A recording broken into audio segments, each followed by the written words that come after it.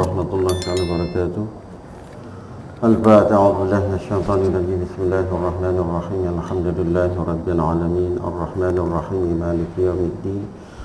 Iyyaka na'budu wa iyyaka nasta'in. Ihdinas siratal mustaqim. Siratal ladzina an'amta 'alaihim ghairil maghdubi 'alaihim waladdallin. Amin. Allahumma shalli 'ala sayyidina Muhammadin al-Fatihil lima أغلق والخاتم لما سبق ناصر الحق بالحق والهادي صراطك المستقيم وعلى آله حق قدره ومقدار عظيم صلاة تفتح لنا بأبواب الرضا والتيسير وتغلق بعنا أبواب الشر والتعسير وتكون لنا بها وليا ونصيرا أنت ولينا ومولانا فنعم المولى ونعم الناصر سبحان ربك رب العزة عما يصفون وسلام على المرسلين والحمد لله رب العالمين. Bismillah wassalatu wassalamu ala asyrafil anbiya wal mursalin sayyidina Muhammad wa ala alihi wa sahbihi wa man wala. La ilma lana illa ma 'allamtana innaka antal alimul hakim. Rabbi shrah li sadri wa yassir li amri wahlul 'uqdatam min lisani yafqahu qawli wa la haula wa la quwwata illa billahi al-'aliyyil 'azim. Amma ba'd.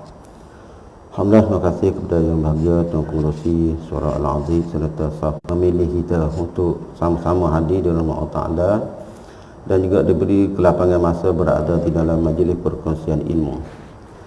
Jadi insyaAllah pada pagi ini sebagai sambungan lagi daripada pertemuan kita pada bulan lepas, iaitu berhenti di atas poin wasilah kita dengan Allah Ta'ala, perantaraan kita dengan Allah Ta'ala, pengikat kita dengan Allah Ta'ala, yang mana di antara matlamat kita masuk di dalam ilmu ini, kita belajar ilmu ini, iaitu ilmu tasawuf.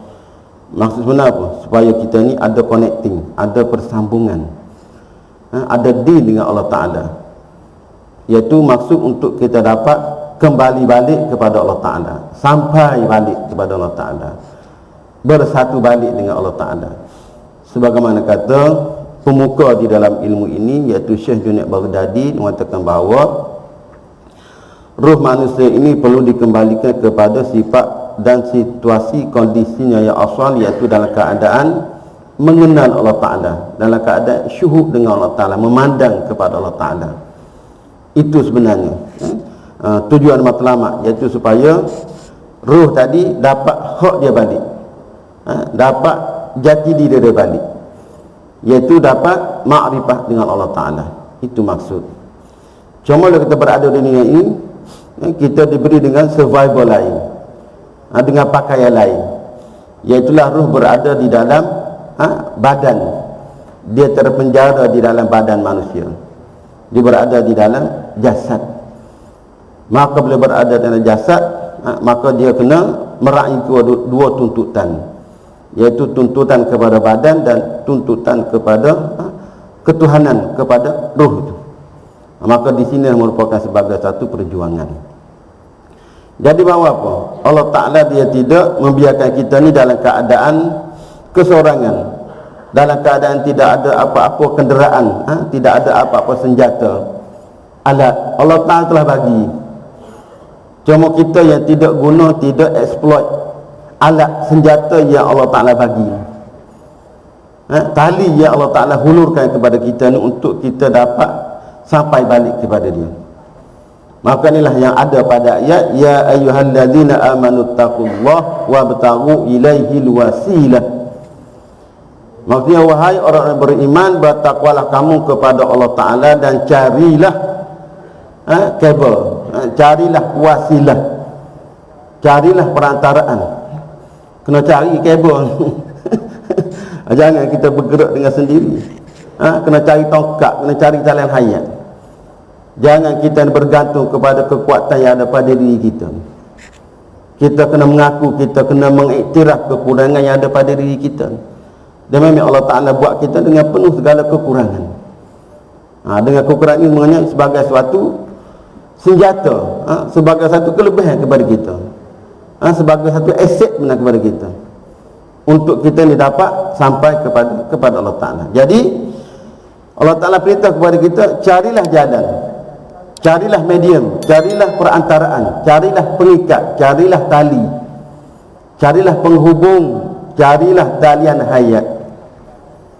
Kerana apa? Kerana Allah Ta'ala memang kita tidak boleh akses secara direct, tak boleh, kerana bukan kemampuan kita. Kenapa? Kerana Allah Ta'ala satu zat yang baqa, satu zat yang qadim lagi azali, yang maha sempurna. Mana kita ni suatu makhluk yang fana, makhluk yang akan hancur, yang rosak binasa, yang baru, yang makhluk. Maka tidak ada langsung, tidak ada kelangsungan langsung untuk kita ni dapat direct dengan Allah Ta'ala. Kena ingat tentang perkara ini. Sebab dalam hal ini kita kena cari sesuatu yang boleh menghubungkan kita dengan Allah Ta'ala. Kenapa? Kita daripada tanah, kena ingat, kita daripada tanah pun, daripada tanah yang telah tamat tempoh. Allah Ta'ala buat kita ni, kalau tanah yang segar, yang fresh tu okey lagi, Allah Ta'ala mampu. Tapi Allah Ta'ala buat kita ni daripada tanah yang telah tamat tempoh tu. Min salsalin min ma'in mahin, seperti tomato yang telah di blender dan dibiarkan beberapa hari, itu sendek, telah nak berbau dah. Jadi layak dah untuk kita ni dapat berhubung dengan Allah Ta'ala, dengan keadaan kita ni penuh dengan segala kekurangan, penuh dengan segala kehinaan, penuh dengan segala keaiban ini. Yang mana apa? Sebab itulah kita jangan berbangga dengan amalan kita, dengan sesuatu yang lahir daripada kekuatan badan kita. Kerana sesuatu yang lahir daripada kekuatan badan kita daripada apa? Lahir daripada unsur tanah tadi. Kerana badan kita dijadikan daripada tanah. Maka layak untuk amalan kita ni dapat sampai kepada Allah Ta'ala. Tak boleh, tak layak, tidak langsung. Sebab itulah di dalam hal ini kita mencari tongkat kepada amalan kita supaya diterima. Cari wasilah, cari pengikat tali supaya amalan kita ni diterima oleh Allah Ta'ala, zat yang maha mulia, zat yang qadim lagi azali. Nak menghubung kita di antara benda yang baru, benda yang fana, benda yang rosak binasa ni badan kita. Kenapa? Itulah sebagaimana kata Ibnu Athaillah Sakandari, dia kata al-a'malu suwarun, amal ibadat kita ni suatu gambaran. Saya jelaskan sentiasa, amal ibadat kita ni suatu gambaran apa? Benda yang mati, benda yang tak hidup, benda yang tidak bergerak. Seperti kata tak bergerak, cuma kita kena menggerak, menghidupkan, supaya kita dapat balik daripada muka surat pertama, kedua, ketiga, seterusnya hingga habis muka surat. Jadi agak kita tak boleh bergerak kerana dia mati. Maka begitulah ruh kepada amalan. Apa? Talian kepada amalan kita apa? Nyawa kepada amalan kita, iaitu kita bagi ikhlas. Apabila kita bagi ikhlas, maka secara otomatik kita bagi nyawa, kita bagi ruh. Kerana Allah Ta'ala boleh berurusan dengan benda yang hidup. Kerana Allah Ta'ala suatu zat yang maha hidup, yang maha bergerak, yang qadim lagi azali. Dia tak boleh berhubung dengan benda yang mati. Jadi jika sesuatu lahir daripada badan, itu benda yang kekal mati. Kerana badan kita ni sebenarnya dirasakan bahawa badan kita ni khayalan, benda tipu, benda yang bukan hakiki, benda yang majazi badan kita ni. Apabila sampai tempoh saat kita meninggal ini, dia balik hilang badan kita, entah ke mana. Jadi maksudlah sesuatu lahir daripada badan kita, sesuatu yang tipu, bukan sesuatu yang hakiki. Cuma kita kena bagi suatu power, sinergi, nilai, kekuatan kepada amalan tadi. Maka kekuatan, power kepada amalan tadi ialah kita bagi ikhlas. Apabila kita bagi ikhlas, itu isyarat apa? Kita bagi ruh. Apabila kita bagi ruh, maka Allah Ta'ala boleh bertindak. Allah Ta'ala boleh mengambil perhatian. Kenapa? Kan ruh ni unsur dia, bahagia dia, rahsia dia. Maka Allah Ta'ala boleh berhubung dengan sesuatu yang ada kaitan dengan dia. Kerana ruh ni min amri Rabbi. Ruh ni sesuatu yang sangat dekat dengan Allah Ta'ala. Dan ruh ni dia mewarisi sifat qadim dan azali Allah Ta'ala. Ruh dia tidak mati. Ruh dia mewarisi ilmu-ilmu Allah Ta'ala, rahsia-rahsia Allah Ta'ala, cahaya-cahaya Allah Ta'ala, sifat-sifat Allah Ta'ala. Ruh. Badan mati. Jadi Allah Ta'ala ni boleh berurusan dengan ruh. Jadi ruh kepada amalan iaitulah kita bagi ikhlas. Kalau kita bagi ikhlas, maka itulah sebenarnya ikhlas tu sebagai wasilah. Karena ikhlas tu ruh. Maka sebab itulah di dalam ini kita berhenti pada poin apa? Di dalam kehidupan kita, jikalau kita nak berjaya, nak selamat hidup di dunia ni, apa? Kita kena ada tadi ada kabel sebenarnya, pertalian kita ni, pengikat tali. Maka apa? Kabel, tali, pengikat perantaraan kita, tali hayat kita, apa? Iaitulah kita kena ada guru murabbi dan ada syekh mursyid. Barulah kita ada nilai di sisi Allah Ta'ala. Sebab itulah kita nak beramal ibadat ni. Walaupun kita rasa bangga dengan amal ibadat yang kita rasa banyak. Haji telah berkali-kali, umrah tiap-tiap Ramadan, tahajud tiap-tiap malam, puasa Isnin Khamis, sedekah tiap-tiap hari. Sebenarnya tak dapat nak dibanding dengan amal ibadat orang awam yang biasa-biasa ni. Amal ibadat yang simple saja. Tapi daripada arahan seorang guru murabbi dan syekh mursyid, di bawah bimbingan, di bawah panduan, di bawah tarbiyah seorang guru murabbi dan syekh mursyid. Sebab itulah untuk kita beramal ibadat, nak mula amal ibadat ni kena cari dulu, barulah ada nilai kita dengan Allah Ta'ala. Kenapa? Guru tak ada yang boleh menyampaikan kita kepada Allah. Guru, seorang guru murabbi, seorang mursyid, tentulah dia seorang waliullah. Seorang waliullah ni apa waliullah? Saya jelaskan, kena faham. Waliullah ni, mereka ni badan manusia, rupa manusia, tapi mereka ni hakikat ilahi, rahsia ilahi, tajalli ilahi, pancaran hadrah ilahi. Jadi mereka lah yang ada kekuatan, yang ada potensi untuk menyambungkan kita kepada Allah. Ni bukan daripada kekuatan badan kita. Itu hanya sebagai step yang pertama. Itu dalam bentuk syariat. Kita jangan tertipu dengan syariat. Kerana kita ni bukan berjalan di atas dasar syariat. Kita ni syariat, tarekat dan hakikat, Islam, iman dan ihsan, badan, hati dan ruh. Ini kena ada 3 komponen asas ini, iaitu supaya kita dapat berjalan dengan perjalanan yang sempurna dan amal ibadat kita diterima. Sebab itulah kita mewakilkan. Orang masuk jalan tasawuf ni, dia mewakilkan segala amalan-amalan itu kepada guru dia untuk bawa. Kerana diri kita memang tak mampu untuk kita bawa. Kerana diri kita ni masih lagi di bawah pengaruh nafsu. Jadi tidak ada orang yang boleh merawat, memulihkan, bagi satu rawatan kepada diri kita kecuali seorang guru murabbi dan syekh mursyid. Masalah sekarang apa? Kita nak ketemui seorang guru murabbi syekh mursyid yang dia seorang waliullah, teramat sukar. Seperti mereka kata, seperti sebilah jarum jatuh di atas timbunan rumput-rumput yang kering. Jumpa tak? Tak jumpa. Maka begitu di akhir zaman kita nak cari guru murabbi syekh mursyid yang sebenar-benar, dia merupakan sebagai tajalli rahsia ilahi, pantulan cahaya ilahi. Teramat suka bagi dapat bertemu, dia terdapat suatu kebaikan yang lebih besar daripada dia lebih daripada dunia dan segala isi dunia. Dia dapat bertemu dengan orang semacam ini. Kerana apa? Apabila dapat bertemu dengan orang semacam ini, jalan terbuka luas di hadapan dia. Untuk apa? Untuk dia dapat nilai prestige di hadapan Allah Ta'ala. Kerana Allah Ta'ala boleh berhubungan dengan sesuatu yang ada kaitan. Jadi para awliya itu merupakan sebagai rahsia ilahi walaupun dalam pakaian manusia. Sebab itulah kita terhijab. Kita terhijab dengan kewalian seseorang. Memang Allah Ta'ala dia sembunyi wali-wali dia dalam pakaian kemanusiaan. Bukan dalam pakaian selekeh. Ada kalanya Allah Ta'ala sembunyi wali-wali dia di kalangan nampak seperti orang yang kaya, ataupun nampak seperti orang yang samsen. Ada seperti mana satu contoh, Allah Ta'ala sembunyi wali.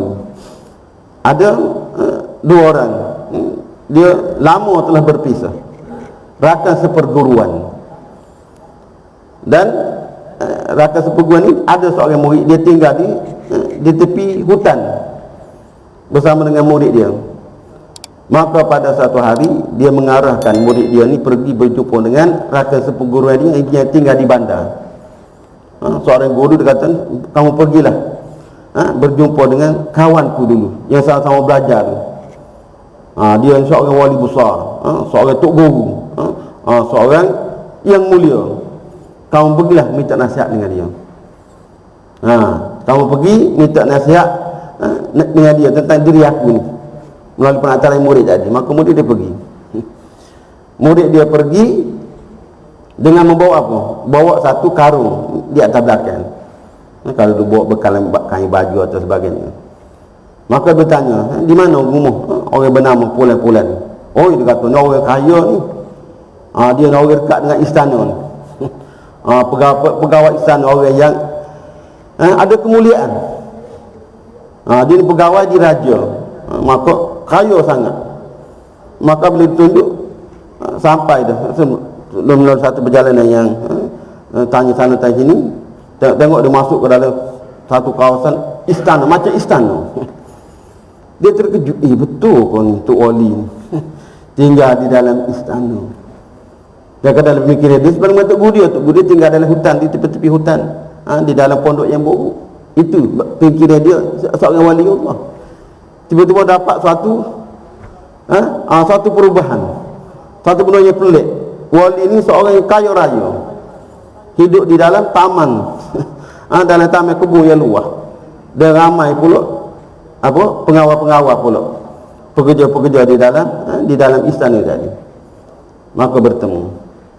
Maka dia tanya, siapa kamu? Dia kata, akulah murid daripada seorang kawan kamu.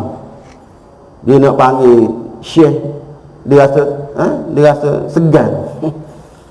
Kerana sifat bukan sebagai seorang syekh dengan pakaian yang mahal-mahal, kenderaan di umur dia tu. Dia tak panggil syekh, panggil tuan saja. Suatu panggilan tuan guru ataupun tuan syekh, tapi panggil encik saja. Kerana segan. Kerana orang ni bukan wali. Dia tanya, apa tujuan kamu? Dia kata, saya diutuskan oleh guru saya untuk bertemu dengan tuan. Kerana dia anggap dia anggap tuan ni sebagai seorang yang hebat, seorang wali. Tapi saya lihat pada diri tuan ni tidak ada sifat-sifat kewalian. Nampak macam kuali. Macam orang yang biasa-biasa. Nampak orang berjois, orang kelas menengah, orang yang kaya. Jadi sedangkan tu saya kata tuan ni seorang wali, tapi tidak dapat standard ataupun sifat sebagai seorang wali Allah. Lalu apa dia kata? Wahai anak muda, dia kata apa yang kamu lihat ni daripada harta-hartaku, daripada istana-istanaku itu hanya menjadi milik tangan sahaja, bukan menjadi milik hati aku. Dia kata, aku jikalau hilang, jikalau terbakar, jikalau dicuri harta aku, tak ada masalah. Kamu ni masalah ni. Kamu datang tadi apa? Kamu bawa karung di atas belakang kamu. Dia terkejut, sedangkan karung tadi dia tinggal di pintu istana lagi. Nak masuk ke tempat wali tadi jauh. Ditinggal di belakang istana. Tak nampak kerana karung tadi pakaian daripada pakaian buruk. Dia malu, maka letak di balik pintu istana. Tapi itulah pakaian yang ada pada dia. Maksud apa? Kamu masih lagi teringat dengan karung pakaian yang kamu letak di belakang pintu di istanaku. Kamu tidak ada pergantungan kepada Allah Ta'ala. Kamu masih lagi ingat kepada karung pakaian. Memang aku ingat. Memang dia ingat sungguh. Takut kena curi apa pun. Pegawai istana, hamba-hamba dalam istana curi, tak ada pakaian, dia nak tukar. Kamu masih lagi ingat kepada pakaian kamu. Walaupun pakaian kamu tu pakaian yang buruk, tidak ada nilai. Hati kamu masih lagi terpaut dengan dunia. Jadi aku nak pesan juga kepada guru kamu. Supaya apa? Supaya kamu, untuk guru kamu juga tinggal dunia. Tinggal dunia. Dia pelik. Tinggal dunia apa? Untuk guru dia memang tinggal dunia dah. Miskin dah. Tapi dia minta nasihat, dia kata, aku nasihat kepadamu, pesan kepada tok guru kamu yang tinggal di dalam hutan tadi, di tepi hutan tadi, supaya dia tinggal dunia. Maka dia berbalik. bawa pesanan daripada waliullah yang kaya tadi. Maka apa dia kata? Apa pesanan daripada wali tadi yang menjumpa tadi? Dia kata, dia pesan kepada saya supaya Tok Guru ni tinggal dunia. Tiba-tiba apa? Tok Guru dia menangis. Bukan kata meleting, yang budak menangis. Betul apa dia kata? Dia kata, kerana aku masih lagi terpaut dengan pancing yang aku ada. Aku sangat sayang kepada pancing. Kerana dengan pancing lah, dengan pancing inilah aku dapat bagi makan kepada anak isteri aku. Ada pancing, satu pancing sahaja, tapi masih lagi dianggap sebagai cinta kepada dunia. Wali tak dinampak kasyaf bahasanya kebergantungan dia kepada pancing yang dia ada tadi untuk dia makan setiap hari, untuk mengairkan makan kepada ahli keluarga dia. Menangis wali berada di tepi hutan tadi. Itu maksud apa? Allah Ta'ala sembunyikan kewalian itu dalam pakaian kemanusiaan. Ada seorang wali, seorang apa? Seorang ahli gusti. Seorang ahli gusti, seorang waliullah. Kita boleh fikir kan? Ataupun seorang waliullah ni, dia seorang penjual ganja. Ada? Cerita Syekh Baraghli di Mesir. Dia jual ganja. Sehingga orang kata, betul tu tidak wali ni. Dia jual ganja. Memang nampak zahir dia jual ganja, tapi dia jual ganja tu bagi orang yang beli sekali, sedut sekali ganja dia akan lodoh, tak nak dah. Jadi sebenarnya ganja dia sebagai obat, tapi orang nampak, wali jual ganja. Nampak ketul-ketul ganja tu. Jadi ini pelik. Betulah kita ramai terhijab dengan kewalian seseorang itu jika kita melihat pada tuduh tadi. Tapi bagi orang yang telah dibuka kasyaf, telah diberi suatu karamah, dapat menilai, dia tidak melihat kemanusiaan seseorang. Seperti mana Abu Lahab. Kenapa dia menolak agama Islam? Kerana dia terhijab dengan badan, dengan zahir diri Nabi SAW. Bahkan dia menganggap Nabi Muhammad itu yatim Abu Talib. Itu sebagai penghinaan. Nabi Muhammad ni anak yatim, dia dibelok oleh Abu Talib. Itu dia dapat menilai Nabi Muhammad ni pada sudut zahir, bahkan dia nampak kemanusiaan.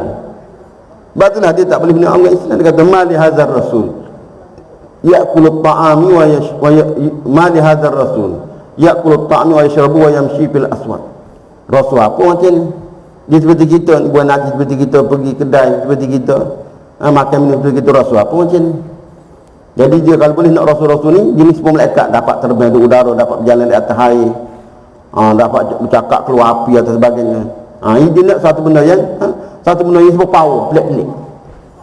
Tapi sebenarnya apa? Para sahabat dia tidak melihat kemanusiaan pada diri Nabi SAW. Para sahabat dibuka kasyaf, dibuka penglihatan, dapat tembus bahawasanya dia melihat Nabi itu bukan manusia biasa, merupakan sebagai tajalli ilahi, rahsia ilahi, pantulan cahaya ilahi. Sebab itulah para sahabat bergebu-gebu untuk apa? Bersalaman dengan Nabi, bergebu-gebu untuk dapat percikan kesan daripada wuduk Nabi, bergebu-gebu untuk dapat apa? Dapat sesuatu sisa daripada badan Nabi, darah Nabi, kohok Nabi. Bukan setakat air liur, kohok tu para sahabat bergebu. Kalau liur tu nampak jijik dah, tapi para sahabat bukan setakat liur, kohok yang hijau tu, geriuk panggil. Berebut. Kenapa? Mereka melihat sesuatu yang keluar daripada badan Nabi itu bukan keluar daripada badan, itu keluar daripada ruh, keluar daripada sesuatu yang mulia. Sebab itulah Nabi ni ibu kepada segala kesucian, ibu kepada segala kesempurnaan. Cuma ditutup dengan apa? Ditutup dengan badan manusia. Ada kaki, ada tangan, ada mulut, ada lidah. Itu hanya sebagai topeng, sebagai penyamaran saja. Tapi Nabi dia hakikat ilahi, rahsia ilahi. Maka begitu juga para wali. Dia benda yang sama, kerana para wali ini merupakan anak kepada kenabian, pantulan, potostat kepada kenabian, penzahiran kepada kenabian, pengganti kepada kenabian. Muaris yang sama sebagaimana para wali, para nabi dia ada mukjizat, maka para wali dia ada karamah. Mukjizat dan karamah benda yang sama, iaitu benda yang mencari adab. Tapi ramai yang terhijab. Kenapa? Kerana wali-wali bukan sendiri daripada orang alim-alim, tidak. Setengah-setengah daripada orang awam. Tapi walaupun mereka ni awam, mereka mulia di sisi Allah Ta'ala. Mereka hamba sebenar kepada Allah Ta'ala. Sebab itulah orang yang paling banyak menolak kewalian, ilmu tasawuf, ilmu sufi, ilmu ahlillah, ilmu ma'rifat, siapa? Bukan di kalangan orang biasa, di kalangan tuk-tuk guru, di kalangan orang alim. Kenapa? Kerana mereka menimbang sesuatu itu mengikut nilaian fikiran mereka, logik mereka.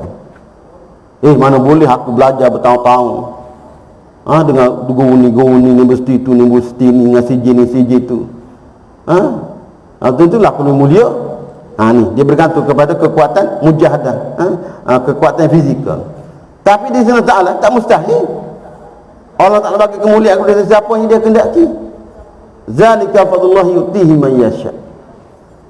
Wallahu yakhluqu ma yasha. Allah dia mampu menjadikan sesuatu, memilih sesuatu.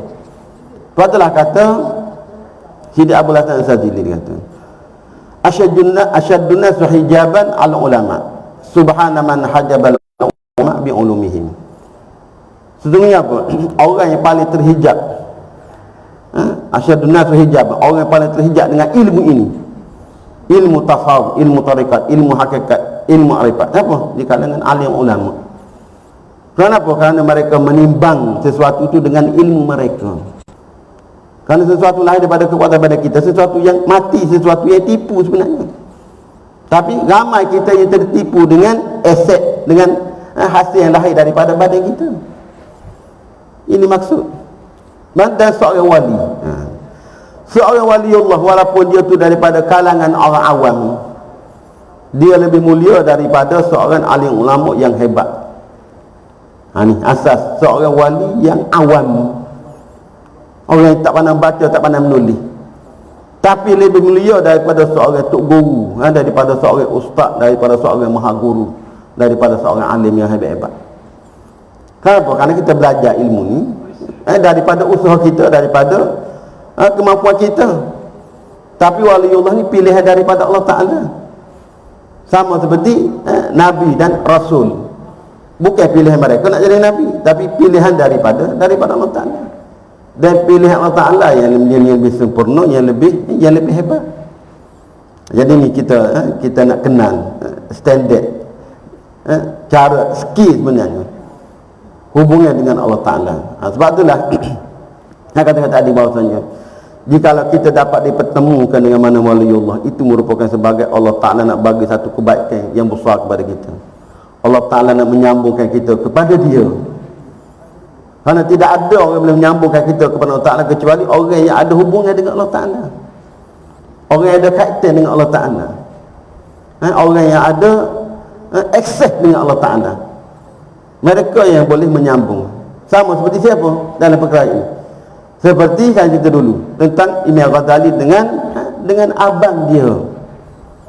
Imam Ghazali sebelum dia masuk dalam aliran tasawuf, dia merupakan seorang ulama yang hebat. Dia anggap sebagai hujjatul Islam, orang yang dapat menguasai berbagai-bagai cabang ilmu. Dan dia pun tenggelam, teruja dengan bidakan ilmuan ini, dengan ramai murid, dengan sebagainya, dengan mengarang kitab yang beribu-ribu jilid, ada dengan pengkajian ilmu dan sebagainya. Akhirnya apa? Dapat teguran daripada siapa? Daripada abang dia.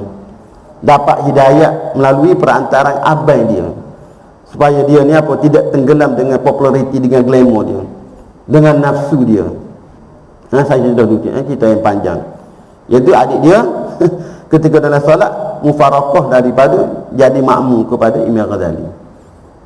Dia rasa tercabar, aku ni seorang alim besar, ramai anak murid di kalangan mufti-mufti, guru, bukan murid biasa. Imam Ghazali murid dia di kalangan tok guru, orang alim.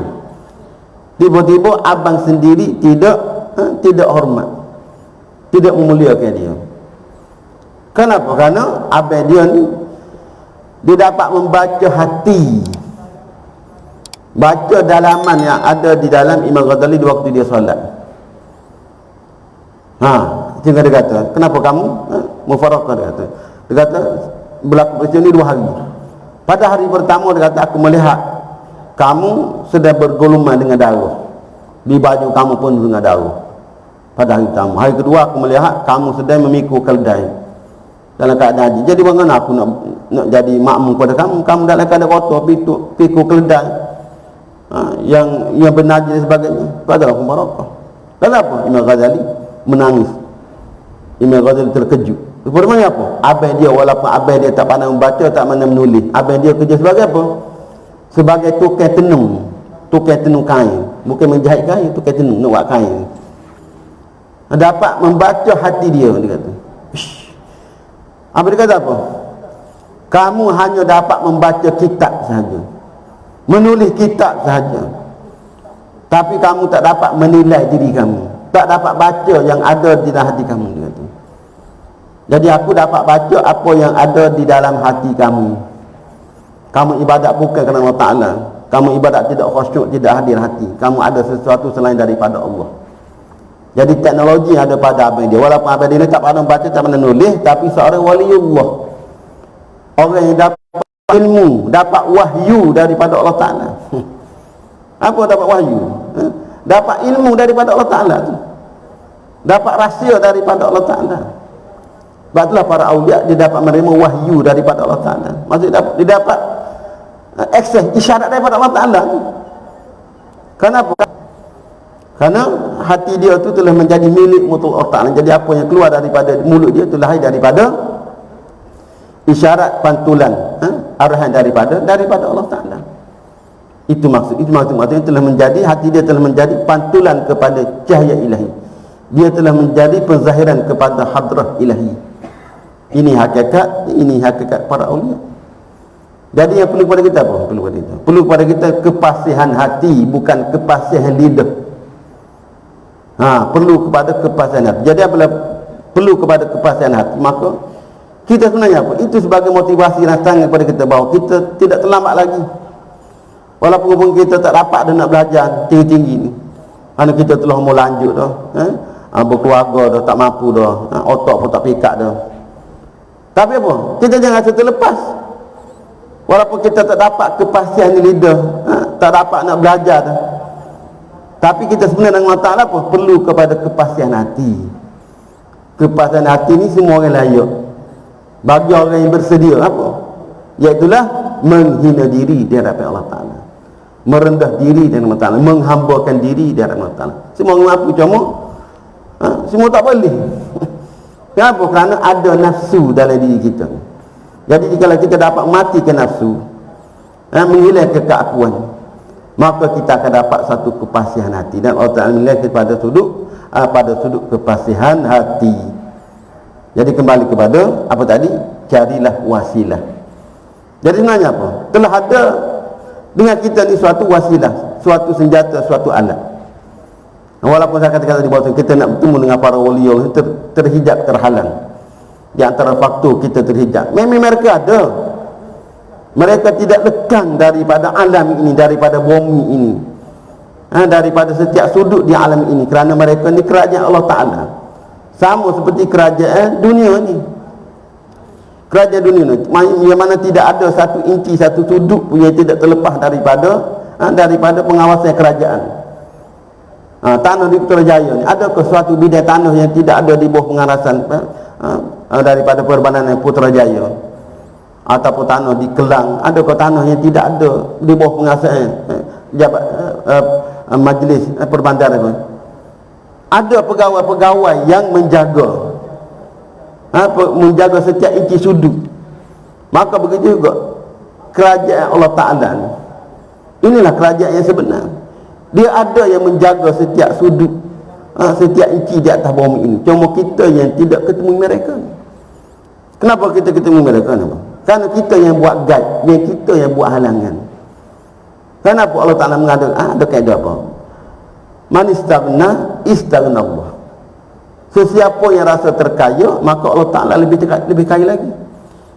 Allah Ta'ala kata, jika kamu tidak nak kepada aku, tidak nak mencari aku 14 kali lagi tak nak kepadamu. Kerana aku ni maha kaya. Sebab itulah kita dalam keadaan sekarang kena banyak mengiktiraf diri, kena banyak angkat bendera putih, kena banyak surrender, mengaku, menghina diri di zaman sekarang ini. Sebab jikalau kita dalam keadaan penuh dengan kesombongan, penuh dengan keakuan, Allah Ta'ala tidak boleh bertindak, Allah Ta'ala tidak boleh berurusan dengan kita. Nah tadi, man istaghna istaghna Allah. Sesiapa yang rasa terkaya, maka Allah Ta'ala lebih kaya. Masalah apa kita rasa kaya kan? Kita rasa kaya dengan amalan kita kan? Kita rasa cukup dengan amalan kita. Maka bila kita rasa cukup dengan amalan kita, oh cukup, aku tak nak. Tapi jika kita rasa malu dengan amalan kita, rasa hina dengan amalan kita ni, rasa apa tak sempurna dengan amalan kita, itu tanda apa tu? Tanda kita ni menghina diri kita. Kita tidak berpegang kepada diri kita, kita tidak syok dengan diri kita, bahkan kita rasa takut dengan amal ibadat kita, dengan ilmu kita. Tapi zaman sekarang ini orang lebih berbangga, menilai pada sudut zahir ni, pada sudut luar ini punca sebenarnya. Sebab itulah di zaman sekarang ini, jikalau kita ada stand sikap ni, kita akan dibuka jalan. Kenapa di antara, sebagaimana kata Imam As-Sazili, dia kata step pertama untuk seseorang itu diterima masuk ke jalan Allah, apa? Dia memuliakan para awliya. Dia membesarkan para awliya. Umpama apa? Para wali-wali seperti Syadaq Fatani, Al-Imam Al-Sazili, untuk kenali Syekh Abdul Fahim. Dia hormat kepada mereka walaupun mereka telah lama dah meninggal dunia. Kenapa? Dengan hormat kepada mereka ni, dengan memuliakan mereka, membesar kepada mereka ni. Maksud apa? Kita menghina diri kita, maksudnya kita masakan bahawa ada lagi rupa-rupanya orang yang lebih mulia daripada aku. Dan apabila kita memuliakan orang lain, dan orang lain itu sebenarnya seorang waliullah, maka apa? Kita ni jadi muafakat antara iradat kita dengan iradat Allah Ta'ala. Kenapa? Allah Ta'ala ni selalu memandang kepada para kekasih dan wali-wali dia. Maka jika kita ingat kepada seorang waliullah, tiba-tiba di waktu itu Allah Ta'ala sedang memandang kepada waliullah seseorang tersebut. Maka bila kita muliakan dia dan Allah Ta'ala sedang pandang kepada hati wali tadi, maka muafakat di antara iradat kita dengan Allah, maka kita akan beri pengampunan secara direct Allah Ta'ala, diberi kemuliaan oleh Allah Ta'ala. Ataupun kemuliaan wali-wali yang kita anggap seorang ini waliullah. Kita nampak dia ni seorang waliullah, kita muliakan dia, dia memang dia seorang waliullah. Maka apa? Kita dipanggil muafakat di antara iradat kita, di antara sangkaan kita dengan iradat Allah Ta'ala, dengan apa? Dengan kemuliaan Allah Ta'ala bagi pada dia tu.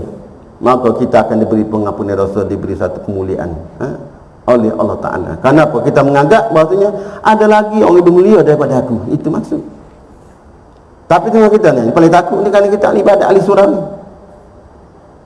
Apa? Kita ada apa? Ada rasa ujub, ada rasa kesombongan. Tak usah carilah di kalangan ahli Qaryah Surat Al-Aziz ni sehebat aku. Aku tajuk cetak malam. Puasa Isnin Khamis tiap-tiap minggu. Sedekah setiap hari, duha setiap pagi. Itu maksudnya. Quran satu juzuk, setengah juzuk setiap hari, tak usah cari. Ini orang yang ada apa? Orang yang ada keakuan, orang yang ada rasa lebih daripada orang lain. Orang ni jangan harap Allah Ta'ala akan buka jalan dia untuk masuk ke jalan ahlillah, untuk dia ni jadi orang yang salik menuju kepada Allah Ta'ala. Orang ni siapa sebenarnya? Orang ni orang yang bukan menjadi hamba Allah Ta'ala, tapi menjadi musuh kepada Allah Ta'ala. Kenapa? Dia ada keakuan, dia ada diri sendiri, dia ada nafsu. Ini yang paling bahaya. Jadi sebelum kita tutup kuliah kita, carilah talian tadi. Jikalau kita rasa berat, rumit, susah untuk temu dengan wali Allah, saya kata tadi, carilah talian yang kedua, pengikat yang kedua, iaitu dengan kita berselawat pada Nabi SAW. Ini saya sangat tekankan, kerana ini sebenarnya matlamat dari kehidupan kita ni, iaitu supaya kita ditarik, kita dapat satu kejutan, satu jazbah daripada Allah Ta'ala. Sebagaimana pesan daripada Sidi Ali Jumaah, dia datang negeri kita 2 bulan lepas. Apa dia kata? Ditanya oleh netizen, daripada kuliah dia tentang peri pentingnya kita mencari seorang guru Rabbi, seorang guru mursyid, seorang waliullah. Maka seorang pelajar ni teruja tertanya, ya Syekh, dia kata, memang saya nak mencari seorang guru Rabbi, Syekh mursyid, tapi bagaimana caranya nak ketemu dia ni, orang ni? Dia kata dapat bertemu dengan guru Rabbi, Syekh mursyid itu bukan tugas kamu, itu bukan kerja kamu, itu bukan urusan kamu. Itu pilihan daripada Allah Ta'ala. Itu urusan, itu kurnia daripada Allah Ta'ala. Kita dapat dipertemukan dengan mana-mana guru murabbi dan syekh mursyid. Tugas kamu apa tugas kamu? Tugas kamu untuk kamu ni dapat jalan, dapat akses, dapat lorong untuk dapat dipertemukan dengan guru murabbi dan syekh mursyid, iaitu dengan jalan kamu kena memperbanyakkan berselawat. Sebab dengan jalan berselawat ni, kenapa? Selawat tu kan dekat dulu. Selawat ni amalan ruh. Maka ruh yang boleh berhubungan dengan Allah Ta'ala, ruh yang boleh menyampaikan kita kepada Allah Ta'ala, ruh yang boleh makrifat dengan Allah Ta'ala. Jadi selawat ni dia amalan ruh. Selain daripada guru murabbi itu ruh ilahi rasa ilahi, selawat juga merupakan ruh. Berarti selawat ni apa dari segala keadaan dia boleh menyampaikan kita kepada Allah Ta'ala. Dia menduduki makan tarbiyah. Dia menduduki makan tarbiyah sebagaimana kata seorang sufi, man ishtaghala bis salati 'ala nabi min a'zami asbabil fatih 'ala al-'abdi wa qad wasala bi 'ala al-ma'rifah katsirun min al-awliya wa lam yakun syai'un ghairu zalik wa ana taqu maqam tarbiyah. Maksudnya siapa yang bersibuk-sibuk dengan memperbanyakkan berselawat kepada Nabi SAW, itu merupakan sebesar-besar jalan, seutama-utama jalan untuk dia dapat apa? Dia dapat satu pembukaan, dapat satu jazbah, suatu tarikan, suatu kejutan daripada Allah Ta'ala, sebesar-besar jalan. Kenapa? Telah ramai yang dapat jadi waliullah, walaupun mereka ni tidak ada jalan tasawuf, tidak ada jalan tariqah, tidak ada guru murabbi. Selawat ni dalam keadaan darurat kecemasan, dia ni menduduki makan tarbiyah. Maksudnya kita nak dapat sesuatu ni kena melalui jalan tarbiyah, baru kita dapat satu pembukaan dari Allah Ta'ala. Tapi selawat ni dia menduduki dalam ganti kepada makan tarbiyah. Dalam keadaan kecemasan, jika kita tidak temu guru masa kita hidup, maka cukup dengan selawat tadi. Rasulullah tu sebagai murabbi, secara kecemasan, secara darurat. Tapi sebenarnya apa? Kita kena cari pengganti kepada Rasulullah, pewaris kepada Muhammadi, iaitulah para awliya. Tapi jika kita tidak temui, tapi kita berselawat, maka cukuplah dengan selawat tadi sebagai pengganti kepada pewaris Muhammadi. Kita pasti akan dapat suatu pembukaan, dan memang akan temui. Cuma buat atau tak buat saja. Saya sangat tekankan kerana apa? Salawatul Fatih itu merupakan sebagai senjata, sebagai alat kepada kita. Sebab itulah jika kita tidak beramal, rugi sangat-sangat. Sebab tu kunci tu. Pasal selawat itu dipanggil selawat miftah hakikat Muhammadiyah, selawat kunci hakikat Muhammad. Kenapa? Kita nak berhubung dengan Ta'ala. Allah Ta'ala tak boleh berhubung dengan kita. Allah Ta'ala boleh berhubung dengan kekasih dia, pencinta dia. Siapa kekasih dia, pencinta dia? Hamba sebenar, iaitu Nabi kita Muhammad SAW. Jadi dengan kita berselawat tu, kita nak merupai Muhammad, nak menjadi kita sebagai Muhammad. Kerana Allah Ta'ala boleh berurusan dengan Muhammad dia, hakikat Muhammad, rahsia Muhammad, jalan Muhammad. Itu sebenarnya. Jadi sangat-sangat rugi. Satu kalam daripada, sebelum kita tutup kuliah, kalam daripada seorang waliullah tentang perkara ini, kata apa? Allahu Akbar.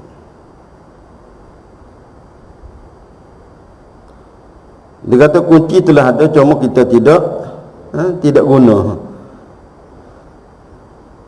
Qala Sidi Ahmad Al-Hadi Al-Hasani hafizahullah ta'ala,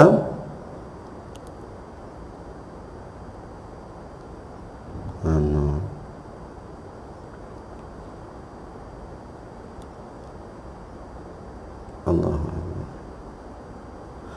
Dia kata pada siapa yang telah sampai kepadanya Salawatul Fatih dan beramal dengannya, maka dia telah mendapat kurnianya yang tidak terhingga dunia dan akhirat.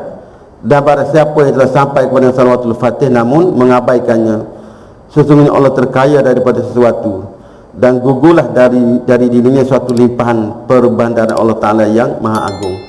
Karena salawatul fatih merupakan sebagai suatu dipanggil nafhat terbesar kita di akhir zaman, iaitulah salawatul fatih.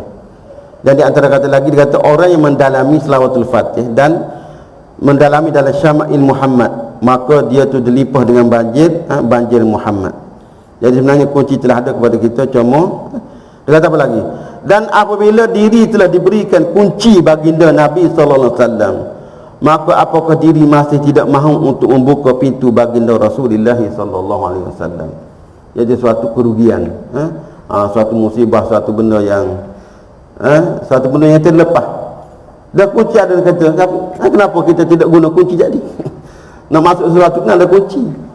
Maka kunci untuk kita masuk ke dalam jalan hadrat ilahi zaman sekarang ini, jalan yang sesuai bagi kita umat di akhir zaman, iaitu dengan jalan kurniaan, jalan anugerah, bukan dengan jalan mujahadah, iaitu dengan jalan Nabi sallallahu alaihi wasallam, iaitu dengan jalan berselawat kepada Nabi sallallahu alaihi wasallam. Innallaha malaikatahu yusalluna 'alan nabiy ya ayyuhallazina amanu sallu sallallahu alaihi wa sallam subhana rabbika rabbil izzati amma yasifun wa salamun 'alal mursalin walhamdulillahi rabbil alamin.